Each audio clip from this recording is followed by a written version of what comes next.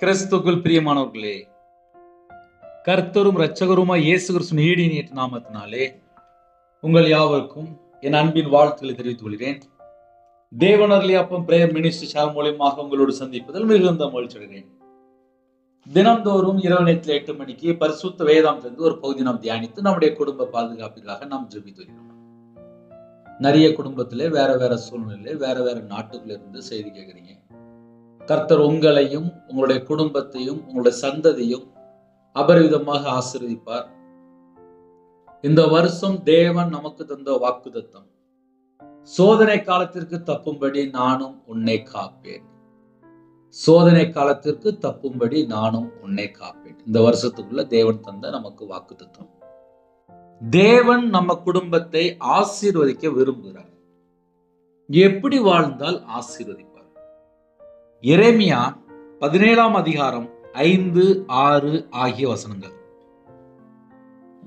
மனுஷன் மேல் நம்பிக்கை வைத்து மாம்சமானதை தன் புயபலமாக்கி கொண்டு கர்த்தரை விட்டு விலகுகிற இருதயமுள்ள மனுஷன் சபிக்கப்பட்டவன் என்று கர்த்தர் சொல்லுகிறார். அவன் அந்தரவெளியில் கரளையாய் போன செடியைப் போல் இருந்து நன்மை வருகிறதை காணாமல் வனாந்தரத்தின் வறட்சியான இடங்களிலும் குடியில்லாத உவர் நிலத்திலும் தங்குவான். ஹல்லேலூயா. கிறிஸ்துவுக்குள் பிரியமானவர்களே, வனாந்தரமான வாழ்க்கையாய் இருக்கு. என் வாழ்க்கை ஃபுல்லாவே வறட்சியான ஒரு வாழ்க்கையா இருக்கு, செழிப்பு இல்லாத ஒரு வாழ்க்கையா இருக்கு.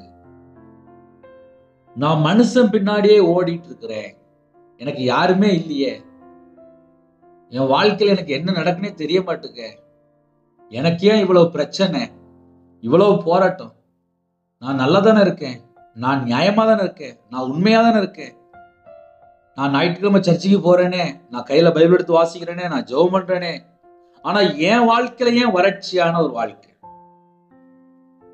சில குடும்பத்துல புதுசா இணைந்திருப்பீங்க, இன்னைக்கு தான் முதல் தடவை செய்தி கேட்பீங்க, உங்களுக்கு இந்த செய்தி பிரயோஜனமா இருக்கும். சில குடும்பத்திலே நான் நிறைய நாள் கேட்டுட்டேன், என் வாழ்க்கையில மாற்றம் இருக்கு, ஆசீர்வாதம் இருக்கு, நான் சில பாவத்துல இருந்து நான் வெளியில வந்துட்டேன், கர்த்தரை விட்டு தள்ளி போற எத்தனையோ காரியத்துல இருந்து நான் மனம் திரும்பிட்டேன், நான் இப்ப ஜெபிக்க ஆரம்பிச்சிட்டேன், கையில பைபிள் எடுத்து வாசிக்க ஆரம்பிச்சிட்டேன். எத்தனையோ குடும்பத்திலே சாட்சி இருக்கு. இன்னைக்கு செய்தி என்ன அப்படின்னா, மனுஷன் மேல் நம்பிக்கை. சோதனை காலத்திற்கு தப்பும்படி நானும் உன்னை காப்பேன். இந்த வருஷம் தேவன் நமக்கு தந்த வாக்குத்தத்தம் என்ன தெரியுமா? சோதனை காலத்திற்கு தப்பும்படி நானும் உன்னை காப்பேன். 365 நாளும் மனுஷனை நம்பி மனுஷன் பின்னாடியே ஓடிட்டே இருந்தா எப்படி தேவன் ஆசீர்வதிப்பார்? நான் கேட்கிற கேள்வி சரியான கேள்விதானே? 365 நாளும் மனுஷனை நம்பியே வாழ்ந்துட்டு இருந்தா தேவன் எப்ப ஆசீர்வதிப்பார்? என் நம்பிக்கை இயேசுவா இருக்கும் போது ஆசீர்வாதம் நிச்சயம். கர்த்தரை நம்புகிறவன் செழிப்பான் என்று எழுதப்பட்டிருக்கு. கர்த்தர் மேல நம்பிக்கை வைக்கிற மனுஷன் தான் பாக்கியவான். ஆனால் இன்று உலகத்துக்குள்ள என்ன நடக்கு, என்ன பிரச்சனை நடக்கு அப்படின்னு சொல்லி தொடர்ந்து இந்த உலகத்தில் உள்ள நிறைய காரியங்களை பார்க்கும்போது, ஒரு வேலைக்காக லஞ்சம் கொடுத்துருந்தாங்க, ஒரு போஸ்டுக்காக லஞ்சம் கொடுத்துருந்தாங்க, வெளிநாட்டு போறதுக்காக யார்ட்டையோ கொண்டு போய் பணம் கொடுத்துருந்தாங்க, கேட்டா அன்பளிப்பு அப்படின்னு சொல்லி முடிச்சிருவாங்க. ஏதோ ஒரு காரியத்துக்காக யார்ட்டையோ பணம் கொடுத்து அதுக்கப்புறம் பார்த்தா அவங்க ஏமாத்திட்டாங்க, வச்சுட்டாங்க, போயிட்டான்னு சொல்லி அப்புறம் ஏமாந்து அப்புறம் கண்ணீர் வடிச்சு.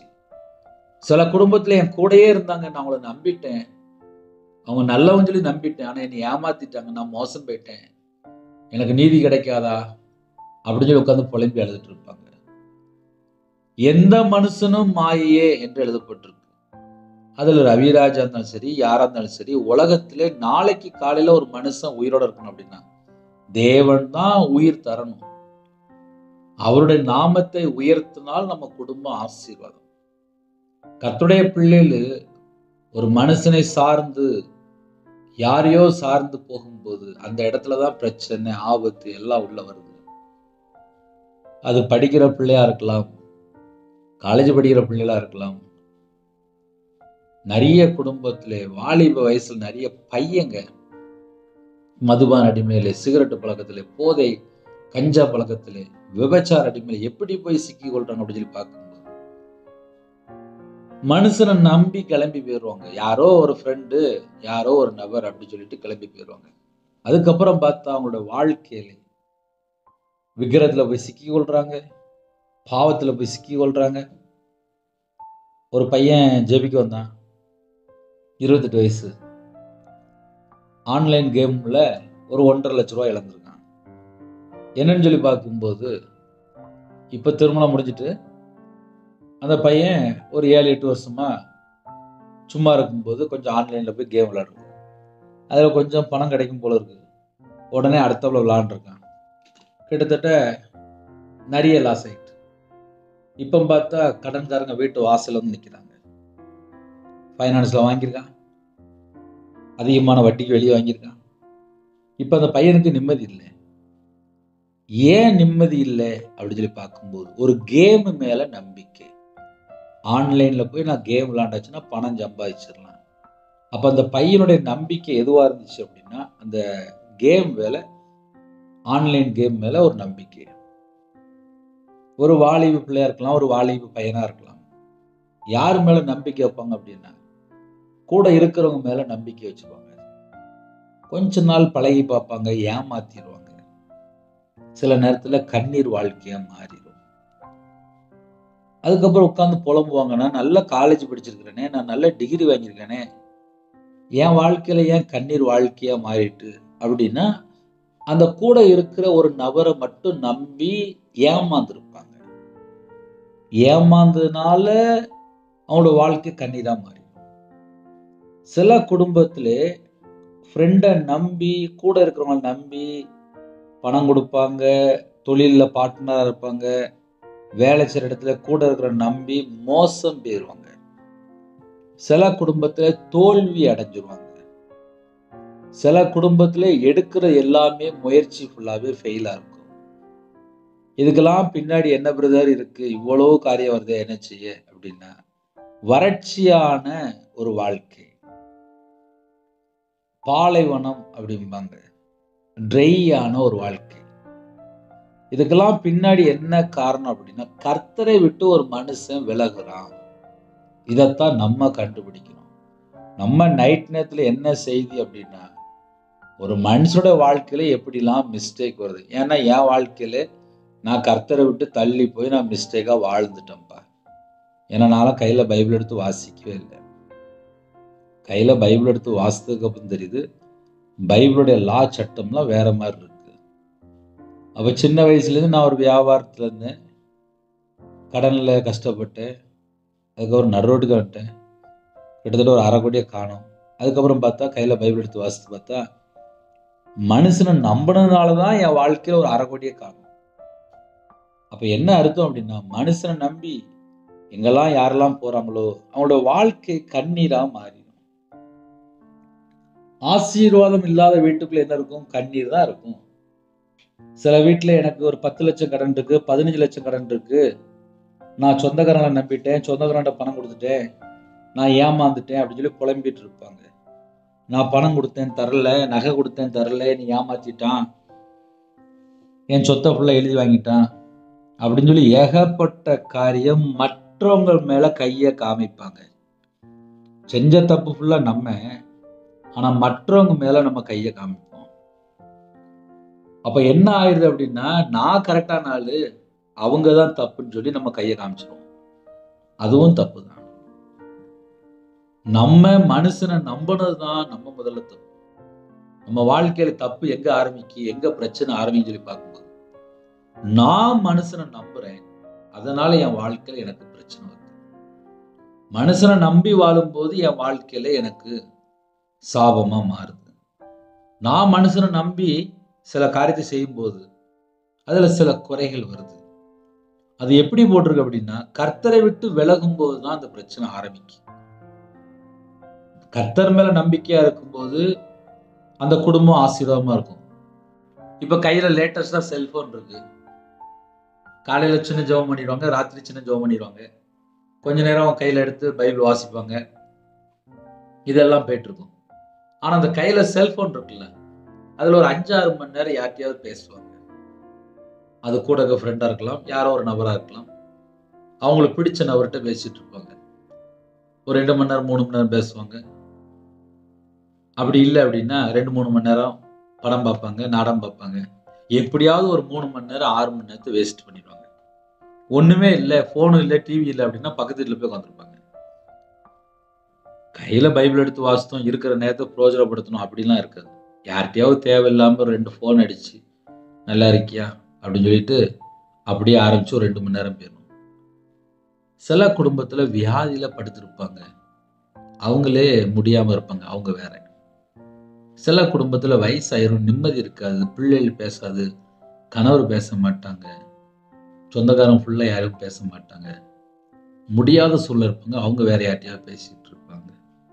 அப்ப ஆன்லைன்ல நம்ம செய்தி கேட்கும்போது நிறைய சூழ்நிலையில நிறைய குடும்பத்துல பாதிக்கப்பட்டு பிரச்சனையோடு, மன அழுத்தத்தோடு, பாரத்தோடு, நான்லாம் ஏன் உயிரோட இருக்கணும், இனிமேல் யாருக்கா இருக்கணும், நான் ஏன் வாழணும், இனிமேல் வாழ்ந்து நான் என்ன செய்ய, எதுக்கு வாழணும் அப்படின்னு யோசிக்கிற சில குடும்பம் இருக்கு. அவங்களுடைய மனசுல இப்படிலாம் புலம்பிட்டு இருப்பாங்க. சில குடும்பத்துல ஜெபிக்க வரும்போது ஆவியான திட்டமா பேசுவார், தற்கொலை எண்ணங்களோடு வருவாங்க, மரண பயத்தோடு வருவாங்க, பாவ அடிமையில வாழ்ந்துட்டு இருப்பாங்க. பேசி முடிச்சதுக்கு அப்புறம் பார்த்தா தெளிஞ்சிருவாங்க. அப்ப என்ன அர்த்தம் அப்படின்னா, கர்த்தரை விட்டு தள்ளி போய் இன்னொரு செக்ஷன்ல வாழ்ந்துட்டு இருப்பாங்க. இந்த இரவு நேரத்திலே கர்த்தரை விட்டு விலகுற ஒரு மனுஷன் தான் சபிக்கப்பட்டவன். ஐயா, சாபம் எப்பையா என் வீட்டுக்குள்ள வந்துச்சு அப்படின்னு சொல்லி நான் என் வாழ்க்கையில கண்டுபிடிச்சது அப்படியே சொல்லி தரேன். என் வாழ்க்கையில சாபம் வந்துச்சு. எப்போ வந்துச்சு தெரியுமா? ஒரு மனுஷனை நம்பி போயிட்டே இருந்தேன். ஒரே மனுஷனுக்கு 13 லட்சம் கொடுத்தேன்.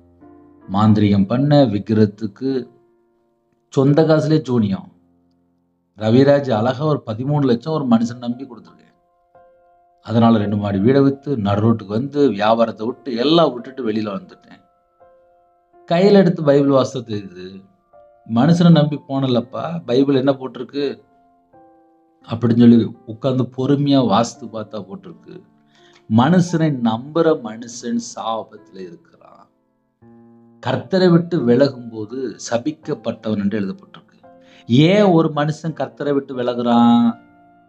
கர்த்தரை விட்டு விலகுறான்னா என்ன அர்த்தம் அப்படின்னா, யாரையோ மனுஷனை நம்பி போறான், அதனால கர்த்தரை விட்டு விலகி போறான். கர்த்தர் மேல நம்பிக்கையா இருக்கிற மனுஷன் தான் கர்த்தருடைய சமூகத்துல எல்லாம் காத்திருந்து ஜெபிப்பான். இப்ப ஏன் சில குடும்பத்துல காலையில சீக்கிரமா எந்திரிக்க முடியல அப்படின்னா, அவங்க நைட் நேரத்துல பல மணி நேரம் செல்போன்ல, ஆன்லைன்ல, வேற வேற வெப்சைட்டுக்குள்ள போய், வேற வேற இன்டர்நெட்டுக்குள்ள போய், வேற வேற யார்கிட்டயாவது பேசி வம்பா போய், அப்புறம் வாழ்க்கையில நிம்மதி இருக்காது, மன அழுத்தம், டிப்ரெஷனு, கண்ணு கெட்டு போயிரும், மூளை குழம்பிரும். அப்புறம் வீட்டுல ஒரு மன அழுத்தத்துல பைத்தியம் பிடிச்ச போல உட்காந்துருப்பாங்க. இதுக்கெல்லாம் பின்னாடி என்ன சொல்லி பார்த்தா, செல்போன்ல பல மணி நேரம் நம்பி வாழ்ந்துட்டு இருப்பாங்க, யார்கிட்டயாவது பேசி பேசி வாழ்ந்துட்டு இருப்பாங்க. இப்ப வீட்டுல அம்மா அப்பாட்ட பேசுறதெல்லாம் பிடிக்க மாட்டேங்குது, மனைவிட்ட பேசுறது பிடிக்க மாட்டேங்குது, வேற யார்கிட்டயோ பேசினா நல்லா இருக்கும். ஆக மொத்தம் மனுஷனை நம்பி புறப்படும் போது சாபம், கர்த்தரை நம்பி வாழும் போது ஆசீர்வாதம்.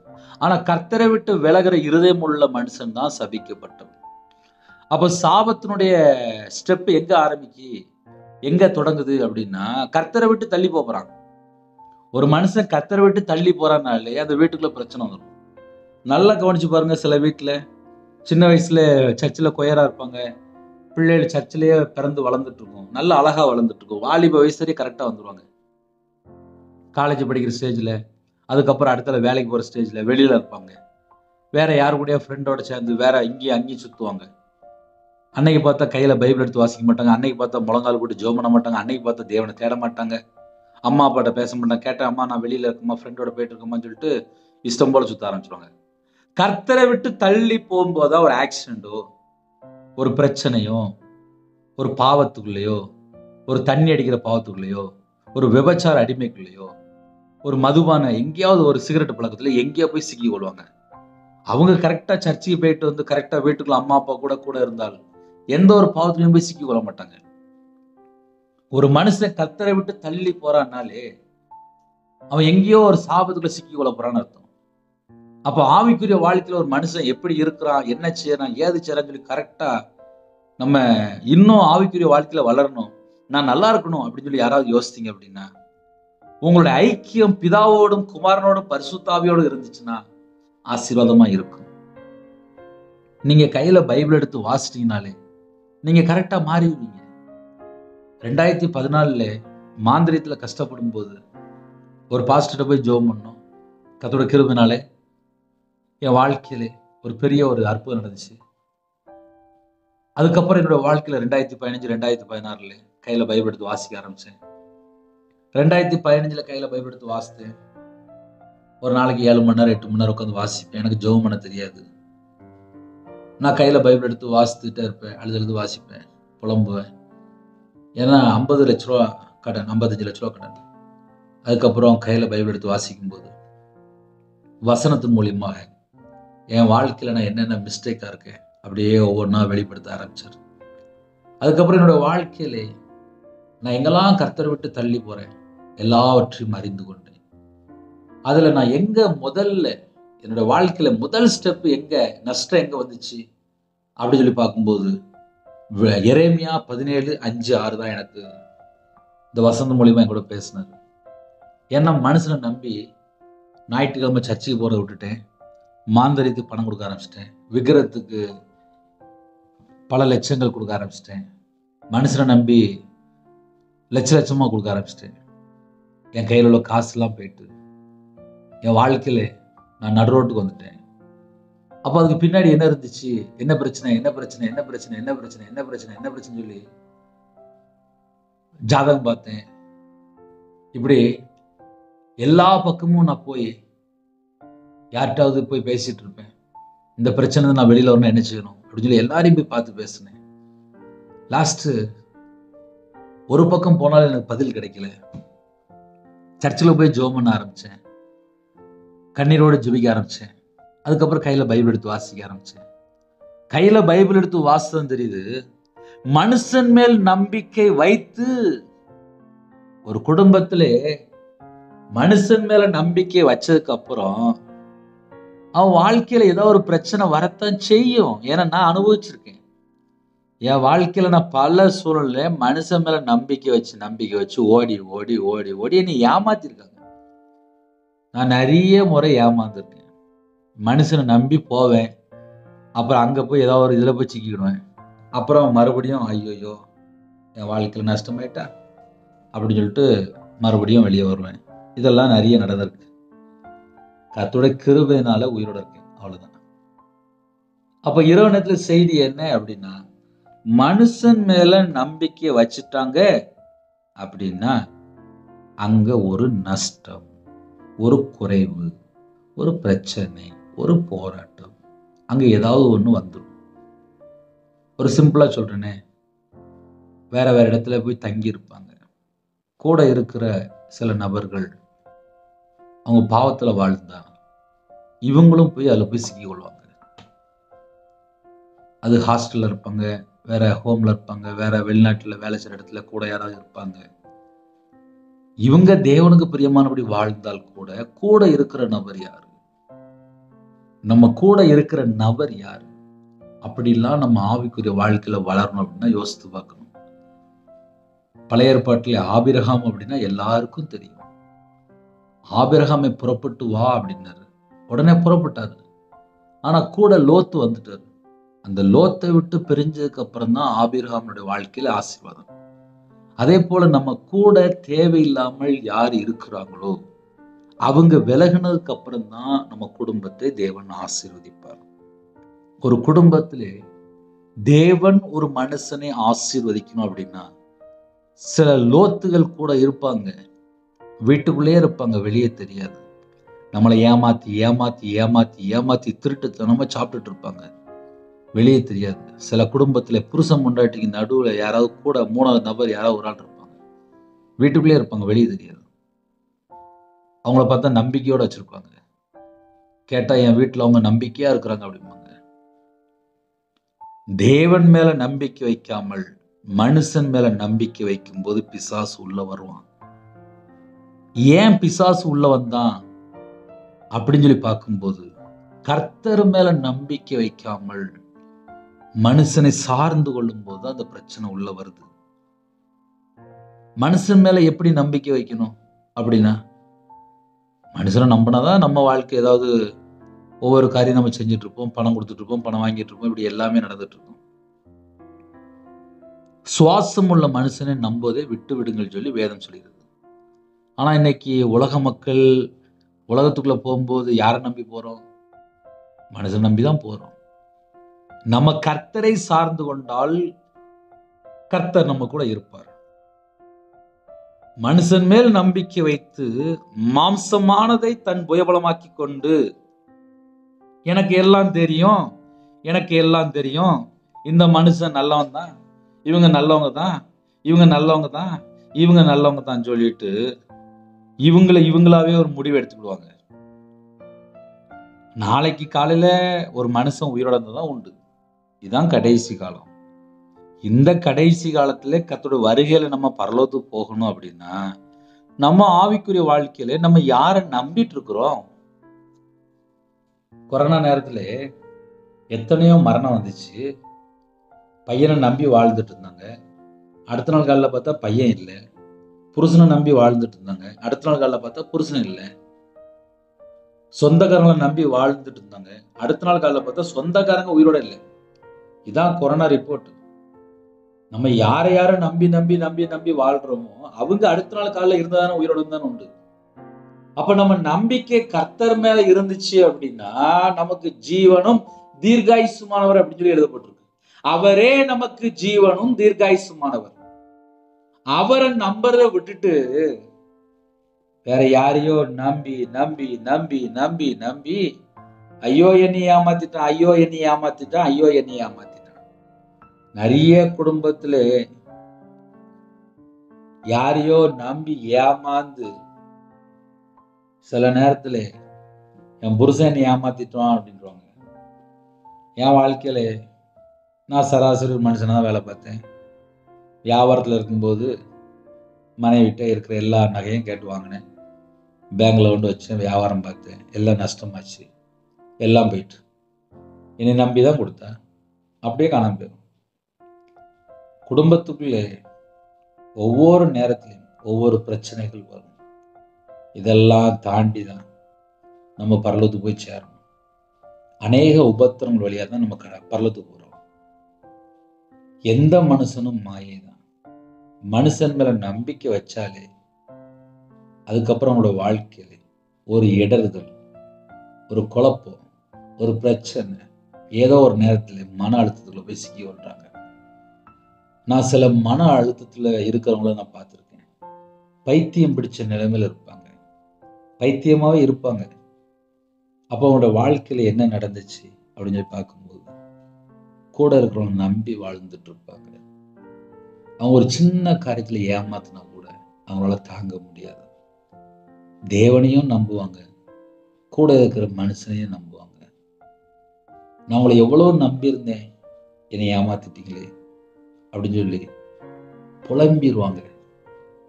சில குடும்பத்துல கண்ணீரா வாழ்க்கை மாறிடும். சில குடும்பத்துல கோபம், எரிச்சல் எல்லாம் உள்ள வந்துடும்.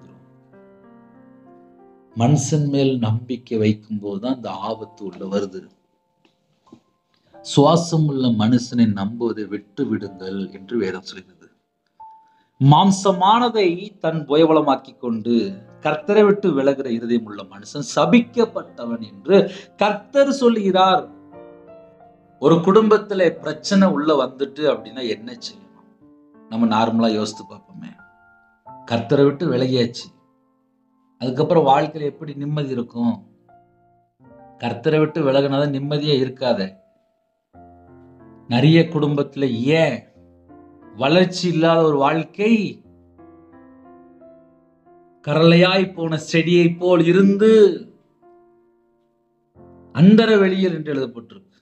அந்த இடத்துல எந்த ஒரு வளர்ச்சி இருக்காது. நன்மை வருகிறதை காணாமல், அதுல ஒரு வேர்டு வருது, நன்மை வருகிறதை காணாமல். அப்ப கர்த்தருடைய பிள்ளைகள் மனுஷனோட அதிகமாக தொடர்பு கொள்ளும் போது பரலோகத்திலிருந்து வரக்கூடிய ஆசீர்வாதங்களை இழந்து போயிருந்தாங்க. இன்னைக்கு செய்தி என்ன அப்படின்னா, மனுஷனை நம்பி போகும்போது பரலோகத்திலிருந்து வரக்கூடிய நன்மைகளை காணாமல் போயிருவாங்க. கர்த்தர் மேல நம்பிக்கை வச்சால், யோசுவா காலேபினுடைய வாழ்க்கையில விசுவாசம் இருந்துச்சு. வேறே ஆவி உடையவர்கள் என்று எழுதப்பட்டிருக்கு. அவங்க கானான் தேசத்துக்குள்ள போயிட்டாங்க. இன்னைக்கு கர்த்தருடைய பிள்ளைகள் பரம கானானுக்குள்ள போகணும் அப்படின்னா கர்த்தர் மேல நம்பிக்கையா இருக்கணும். கர்த்தர் மேல நம்பிக்கையா இருக்கும்போது வேதம் சொல்கிறது, கர்த்தர் நன்மையானதை தருவார். கர்த்தர் நன்மையானதை தருவார் அப்படின்னா என்ன அர்த்தம் அப்படின்னா, அவர் நமக்கு எதை செஞ்சாலும் பெஸ்டா தான் இருக்கும். ஆனால் சில நேரத்திலே மனுஷனை நம்பி புறப்பட்டு போய் வம்பா சிக்கிட்டு அதுக்கப்புறம் உபத்திரமா மாறிடும். நன்மை வருகிறதை காணாமல் வனாந்தரத்தின் வறட்சியான இடங்களிலும் குடியில்லாத உவர் நிலத்திலும் தங்குவான். ட்ரையான ஒரு இடத்துல தங்கிட்டு இருப்பான். சில ஜெப குறிப்பு வரும், நான் இந்த வேலைக்காக இவ்வளவு பணம் கொடுத்தேன், இந்த மனுஷனை நம்பி நான் இந்த ஊருக்கு போயிட்டேன், இந்த நாட்டுக்கு போயிட்டேன், நான் இந்த நாட்டில இருந்து நான் கூப்பிடுறேன், எனக்கு வேலை இல்லாம இருக்கு. நான் ஒரு மனுஷனை நம்பி வந்தேன், டூரிஸ்ட் விசால வந்தேன், நான் வந்த இடத்துல எனக்கு பணம் இல்லை, எனக்கு ஒரு சின்ன வேலை வேணும், நான் வேலை பார்த்தா நான் சொந்த ஊருக்கு போக முடியும். மனுஷனை நம்பி மனுஷனோட சத்தத்தை கேட்டு கிளம்பி போயிடுவாங்க. டூரிஸ்ட் விசால போயிட்டு எனக்கு ஒரு வேலை கிடைக்குமா சொல்லி தேடிட்டு இருப்பாங்க. வேலை இல்லைன்னு சொன்ன உடனே அவங்களுக்கு என்ன செய்யணும் தெரியாது. மனுஷனை நம்பி சில நேரத்துல ஏமாந்து ஜெயில போய் இருப்பாங்க. மனுஷனை நம்பி ஏமாந்து சொந்த வீடுலாம் வித்துருவாங்க. மனுஷனை நம்பி ஏமாந்து சில குடும்பத்துல புருஷன் முன்னாடி பிரிச்சு போயிடுவாங்க. மனுஷனை நம்பி ஏமாந்து பணம் கொடுத்து வரல, நகை கொடுத்து வரல, சில நேரத்துல சொந்தக்காரங்களை நம்பி கையெழுத்து போட்டுருவாங்க, சொத்து ஃபுல்லா எழுதி வாங்கிட்டு போயிடுவாங்க. இப்படி நிறைய குடும்பத்துல நிறைய துரோகம் நடக்கும். இந்த துரோகம் ஏன் நடக்கு அப்படின்னா, ஒரு மனுஷனை நம்பி போகும்போதுதான் இவ்வளவு பெரிய பிரச்சனை. இவ்வளவு பெரிய பிரச்சனைக்கு பின்னாடி யாரு காரணம் அப்படின்னா, ஒரு மனுஷன் இன்னொரு மனுஷனை நம்பி புறப்படும் போது ஆபத்துக்குள்ள போய் சிக்கி கொள்றாங்க. காலம் கடைசியா இருக்கு, யாரை நம்பலாம் யாரை நம்ப கூடாது தெரிய மாட்டேங்குது. இப்படிப்பட்ட உலகத்துலதான் நம்ம வாழ்ந்துட்டு இருக்கோம். பணம் கொடுத்தா ஏமாத்திடுறாங்க, நல்லவங்களை பார்க்கறது ரொம்ப கடினமா இருக்கு. நன்மை செய்கிறவன் ஒருவனும் இல்லையே என்று எழுதப்பட்டிருக்கு. அப்போ கடைசி காலத்துல நம்ம இப்ப என்ன செய்யணும் அப்படின்னா, 24 மணி நேரம் வாழ்க்கையிலே தேவனோட சமூகத்துல காத்திருந்து ஜெபிங்க, துதிங்க, இடைவிடாமல் ஜெபம் பண்ணுங்க, இரவு மூலமா வேதத்தை தியானிங்க. உங்க குடும்பம் ஆசீர்வாதமா இருக்கும். நம்ம வாழ்க்கை இன்னும் வளர்ச்சி வேணுமா, இன்னும் ஆசீர்வாதமா இருக்கணுமா, வேதத்தை நம்ம எப்படி தியானிக்கிறோம், எப்படி ஜெபிக்கிறோம், எப்படி துதிக்கிறோம், அவருக்கு பிரியமானபடி எப்படி வாழ்றோம், நம்ம வாழ்க்கை பரலோகத்துல தேவன் பார்த்துட்டு இருப்பார். கர்த்தர் நன்மையானதை தருவார் அப்படின்னு சொல்லி எழுதப்பட்டிருக்கு. ஆனா நிறைய குடும்பத்துல என்ன இல்ல, நன்மையே இல்லையப்பா. சில குடும்பத்துல நன்மை வருகிறதை காணாமல், அப்ப அவங்க வேற எங்கேயோ போயிட்டு இருக்கிறாங்கன்னு அர்த்தம். என் வீட்டுக்குள்ள ஒரு நன்மை வருது, கர்த்தர் நன்மையான தருவான்னு சொல்லி போட்டிருக்கு. அப்ப என் வீட்டுக்குள்ள ஒரு நன்மை வரும்போது நான் என் வீட்டுக்குள்ள இருந்தா அந்த ஆசீர்வாதத்தை பெற்றுக்கொள்ள முடியும். நான் எங்கேயோ ஒரு ஃப்ரெண்டை நம்பி வேற எங்கேயோ போய் நான் டயத்தை வேஸ்ட் பண்ணியிருந்தா என்ன ஆகும்? இன்னைக்கு நிறைய குடும்பத்துல என்ன நடக்கு அப்படின்னா, மனுஷனை நம்பி நிறைய குடும்பத்திலே ஒரு வனாந்தரமான வாழ்க்கை, வறட்சியான ஒரு வாழ்க்கை, தண்ணி இல்லாத இடத்துல போய் தங்கிட்டு இருப்பாங்க. அந்தர வெளி என்று எழுதப்பட்டிருக்கு. கரளையாய் போன செடி, வளர்ச்சி இல்லாத ஒரு வாழ்க்கை. என் வாழ்க்கையில ஏன் வளர்ச்சி இல்லை அப்படின்னு சொல்லி நான் என்னைய யோசித்து பார்த்ததில்ல. மனுஷனை நம்பிட்டேன், அதனால என் வாழ்க்கையில வளர்ச்சி இல்லை. நான் ரொம்ப வருஷம் கஷ்டப்பட்டிருக்கேன், என் வாழ்க்கையில என்னை ஏமாத்தின நிறைய பேர் உண்டு. என்னை ஏமாத்தினவங்க அவங்க பார்த்தா அதுல ஒரு குடும்பத்துல தூக்கு மாட்டி செத்து போயிட்டாங்க. இன்னொரு குடும்பத்துல நிம்மதியே இல்லை, சமாதானமே இல்லை. நான் சமாதானமா தான் இருக்கேன். ஆனா என்னை ஏமாத்தின சில குடும்பங்கள் நல்லா இல்லை. நான் இப்ப யோசித்து பார்த்தா எனக்கு தெரியுது, நம்மளை யாராவது ஏமாத்திட்டாங்க அப்படின்னா தேவன் அந்த இடத்துல இறங்கி வருவார். என் வாழ்க்கையில நான் நிறைய ஏமாந்துருக்கேன். மனுஷனை நம்பியே ஏமாந்துருக்கேன். மனுஷன் மேல் நம்பிக்கை வச்சாச்சுனாலே அங்க ஒரு பிரச்சனை உள்ள வந்துடும். அப்புறம் நம்மளை ஏமாத்திடுவாங்க. மாம்சமானது தன் புயபலமாக்கி கொண்டு எனக்கு எல்லாம் தெரியும் அப்படின்னு ஒரு நம்பிக்கை, கர்த்தரை விட்டு விலகிடுவாங்க. எனக்கு எல்லாமே தெரியும் அப்படின்னு சொல்லி நினைக்கும்போது கர்த்தரை விட்டு தள்ளி போயிடுவாங்க. அதுக்கப்புறம் அவங்களோட வாழ்க்கை எப்படி இருக்கும் அப்படின்னா, கர்த்தரை விட்டு தள்ளி போகும்போது அந்த மனுஷன் சாபத்துக்குள்ள போய் மாட்டிக்கிடுறான். இதெல்லாம் நமக்கு எப்படி பிரதர் தெரியும், நம்ம எப்படி கண்டுபிடிக்க முடியும் அப்படின்னா, வசனத்துல அழகா தெளிவா எழுதப்பட்டிருக்கு, கர்த்தரை விட்டு விலகுற இருதயம். நம்ம இருதயத்துக்குள்ளதான் இவ்வளவும் தெரியும்.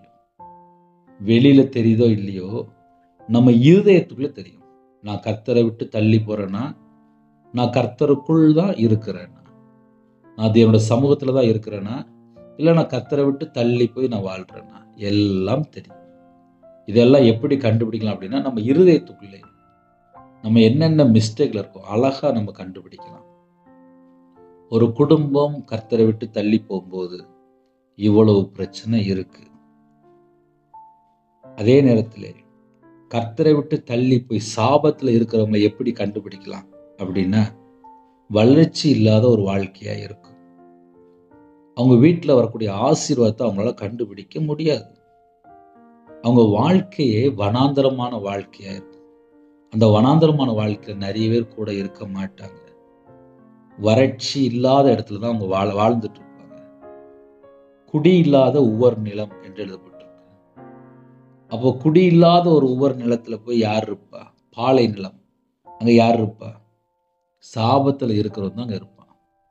அப்ப இப்படியும் சில வசனங்கள் எழுதப்பட்டிருக்கு. தங்குவான், அந்த கடைசி வேர்டு தங்குவான் என்று எழுதப்பட்டிருக்கு. தங்குவான்னா சாபத்துல இருக்கிறவன் அவன் அப்படிதான் வாழ்ந்துட்டு இருப்பான் அப்படின்னு அர்த்தம். அப்ப இப்படிப்பட்ட வசனங்களை நாம் தியானிக்கும் போது நம்ம வாழ்க்கையில நம்ம கர்த்தரை விட்டு தள்ளி போய் எப்படி வாழ்றோம்? கர்த்தர் நன்மையானதும் தருவாரு. ஆனா கர்த்தரை விட்டு விலகும் போது அந்த நன்மை எங்கேருந்து வருது அவனால கண்டுபிடிக்க முடியாது.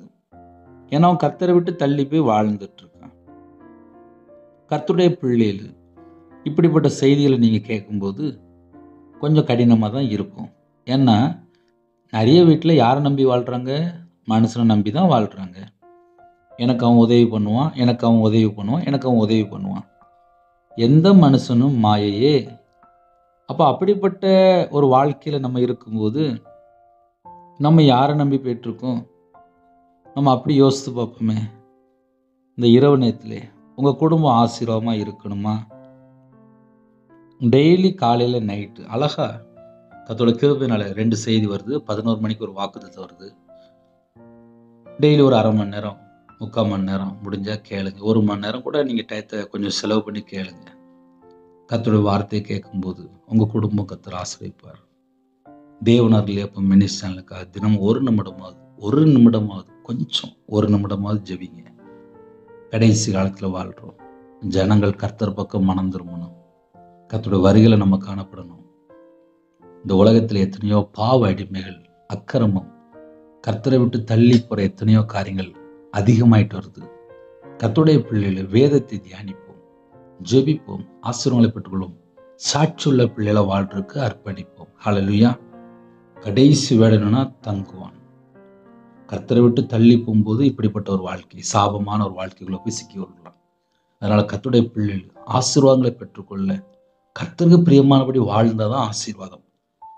நான்லாம் கர்த்தருக்கு பிரியமா வாழ மாட்டேன், நான் மனுஷனை நம்பி தான் நான் வாழ்வேன், நான் மனுஷன்ட்டு தான் பல மணி நேரம் பேசுவேன், நான் இஷ்டம் போல தான் நான் வாழ்வேன், அம்மா அப்பா பேச்சை கேட்க மாட்டேன், புருஷன் பேச்சை கேட்க மாட்டேன், மனைவி பேச்சை கேட்க மாட்டேன், நான் இஷ்டம் போல தான் வாழ்வேன் அப்படின்னா வசனம் என்ன போட்டிருக்கு அப்படின்னா, மாம்சமானதை தன் புயபலமாக்கி கொண்டு தன்னைத்தான் நம்பி, மற்ற மனுஷனையும் நம்புவாங்க, மாம்சமானதை தன் புயபலமாக்கி கொண்டு அவங்களே நம்பி எங்கேயோ ஒரு இடத்துல போய் ஆபத்தில் போய் சிக்கி கொள்வாங்க.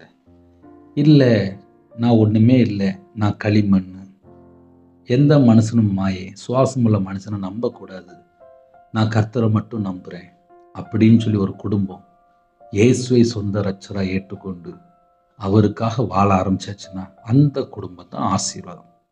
ஹல்லேலூயா. இரவனத்துக்கு ஜெபிப்போமா? கண்களை மூடி நாம் ஜெபம் செய்வோம்.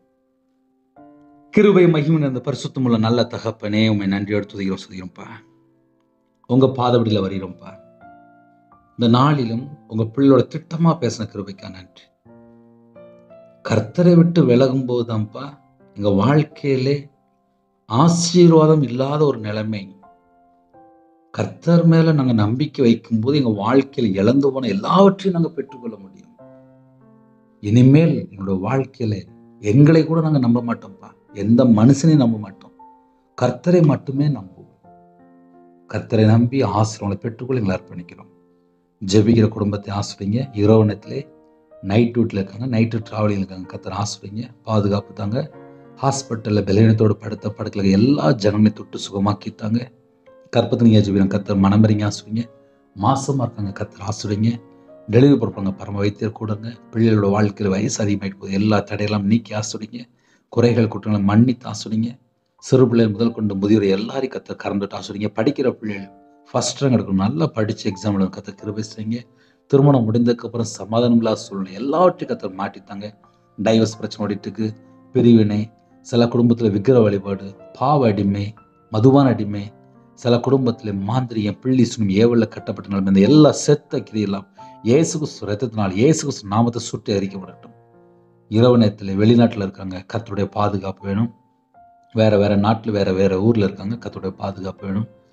ஹோமில் இருக்காங்க, ஹாஸ்டலில் இருக்காங்க, முதியோர் இல்லத்தில் இருக்காங்க, வீட்டில் தனிமையில் இருக்காங்க, திக்கற்ற பிள்ளை இருக்காங்க, விதவையாக இருக்காங்க, யாருமே இல்லை, கூட யாருமே இல்லை, எல்லா குடும்பத்துக்கும் கர்த்தருடைய பாதுகாப்பு தாங்க.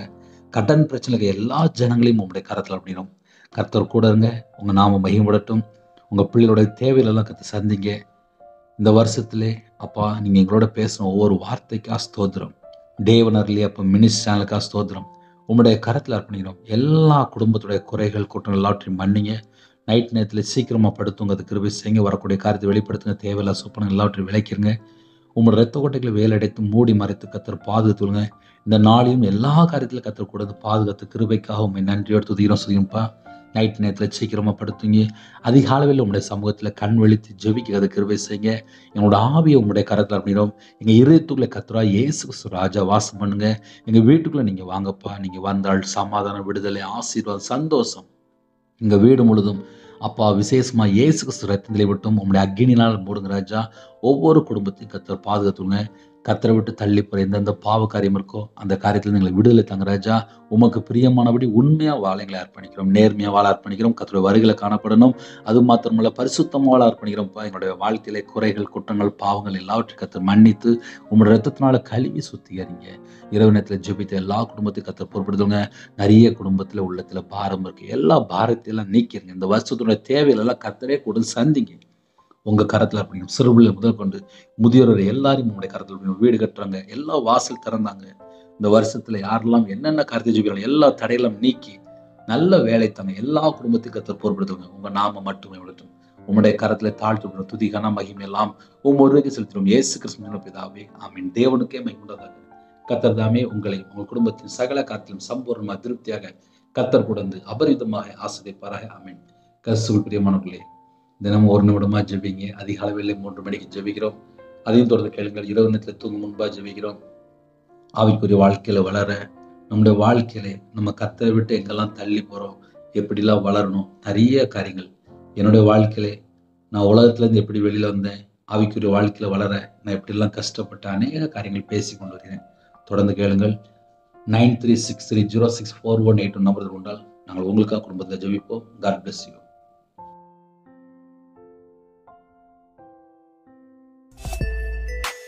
Thanks for watching. Please subscribe our channel. Click the like and share. click the bell. God bless you.